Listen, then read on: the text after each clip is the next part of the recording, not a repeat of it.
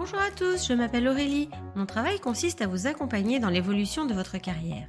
Après avoir constaté que de nombreuses personnes cherchent à découvrir de nouveaux métiers, j'ai décidé de partir à la découverte de salariés et de chefs d'entreprise qui acceptent de partager avec nous leur expérience.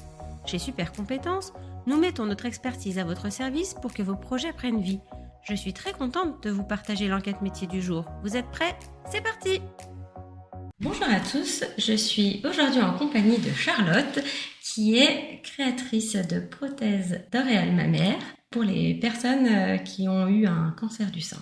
Donc bonjour Charlotte. Bonjour Aurélie.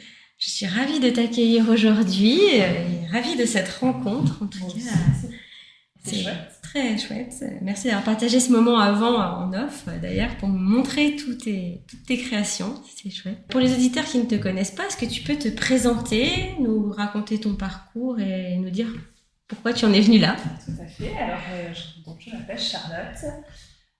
J'ai 37 ans. J'ai un parcours professionnel très varié.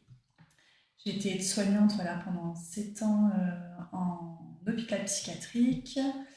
J'ai été aussi responsable de secteur dans une entreprise de service à la personne.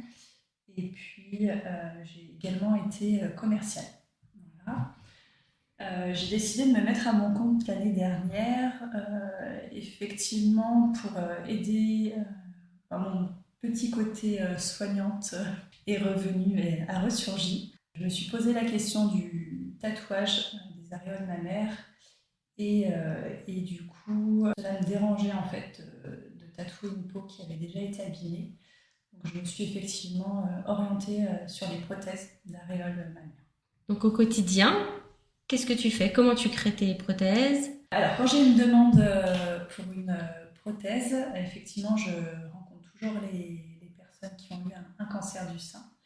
Ça peut très bien être à leur domicile ou bien dans un bureau confidentiel. Je les rencontre, on discute pas mal de leur parcours, si elles sont prêtes aussi à recevoir une prothèse, parce que chose qu'elles vont devoir se fixer, se coller sur leur poitrine, donc ça peut apparaître effectivement un petit peu comme une contrainte aussi. Donc on échange pas mal. Et puis à ce moment-là, si la personne est OK, je fais le moule de l'aréole sur le sein qui n'est pas malade. D'accord. Donc l'objectif étant de retrouver une poitrine symétrique des deux côtés, semblable. Avec un mamelon. D'accord. Tu travailles seule ? Oui, je travaille seule. Ouais. D'accord. Donc combien de temps tu mets pour créer ces prothèses ? Alors, pour créer une prothèse, je peux mettre jusqu'à 6 heures selon plusieurs facteurs, suivant comment le silicone pige, en pose. Je fais toujours plusieurs essais aussi par rapport à la couleur. Donc, pour avoir une prothèse parfaite, je peux faire 3-4 prothèses avant de trouver celle qui convient mieux à la patiente. D'accord. Et donc, après, tu redonnes cette prothèse à la personne. Et après, elle a une durée de vie limitée ? Alors, je revois la personne, je lui montre sa prothèse. Je lui montre aussi celle qui, moi, me convenait le moins. Je lui montre comment fixer la prothèse, du coup. Donc, on lui montre, on le fait ensemble. Et à ce moment-là, elle repart avec le kit. Ça colle biocompatible pour pouvoir la fixer elle-même chez elle. Elle repart aussi avec une petite fiche de recommandation pour avoir des cartes en main pour prendre soin de sa prothèse aussi. La prothèse dure normalement à vie quand on en prend soin, mais moi je mets une garantie d'1 an sur des défauts de fabrication. D'accord. Et donc avec une prothèse, on peut faire tout ce qu'on veut, On peut se baigner, on peut faire du sport, coucher avec. Avec la colle, la prothèse peut tenir jusqu'à 10 jours, mais voilà, pour des mesures d'hygiène, on conseille de l'enlever 4-5 jours sous la douche. Elle décolle la prothèse avec un savon sur gras, du coup, et puis elle nettoie aussi la prothèse, soit effectivement elle la range dans sa boîte, soit elle la refixe directement. Donc elles peuvent dormir aussi avec, il n'y a pas de souci. D'accord. Donc, quelles sont tes conditions de travail ? Tu travailles quand tu veux ? Oui. Oui, tu n'as pas d'horaire ? Quand je veux, à la demande. j'ai surtout un gros travail de prospection pour faire connaître cette technique. C'est ça, parce que c'est tout nouveau. C'est tout nouveau, ouais. C'est une solution vraiment en plus apportée aux patientes qui ont... Ça peut arriver chez les hommes ? Oui. Tu le fais aussi ? Je le fais. J'en ai encore, je n'ai encore pas eu de patients qui ont un cancer du sein, mais oui, faisable aussi. C'est possible chez les hommes. Quelles sont les compétences nécessaires pour faire ton travail ? Alors, je pense qu'il faut être empathique. Il faut avoir, je pense qu'il faut être aussi manuel, avoir ce petit côté aussi esthétique. C'est appelé l'esthétique, donc voilà, ça me permet aussi de lier le côté soin et le côté esthétique. Et puis, il faut surtout de la patience aussi pour créer les prothèses, parce qu'il est très, très fin comme travail, comme si je fabriquais un petit bijou. C'est un bijou. C'est un bijou. Voilà. Tu rajoutes des fois des petites boucles d'oreilles ? Eh ben oui. Ça arrive ? Quand j'ai fait ma journée don de mamelon, donc du coup pour avoir une bibliothèque de donneuses, je l'ai fait avec Déborah d'Art Métallique et du coup dans son shop elle a une prothèse avec un piercing dessus. Mais on peut faire plein de choses. Peut-être mettre des paillettes aussi. C'est au bon vouloir des gens, les envies. C'est personnalisable à souhait. Est-ce qu'il est possible d'évoluer selon toi ? D'évoluer, je pense que oui, de se faire connaître en tout cas oui, auprès des hôpitaux, auprès des associations, des centres contre le cancer, la Ligue aussi. Après, des associations peut-être ? Ouais. Sur Bourg, je fais aussi partie de l'association L'Effet Papillon. D'accord. Voilà.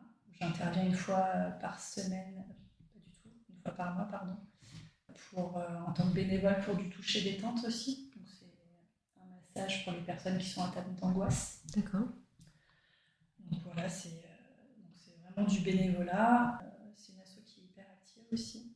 Il y a toujours, tous les mois, tous les jours, il y a une activité sur le planning. Donc les gens adhèrent et puis après ils s'inscrivent. Soit il y a des séances individuelles, soit c'est du collectif. Ok.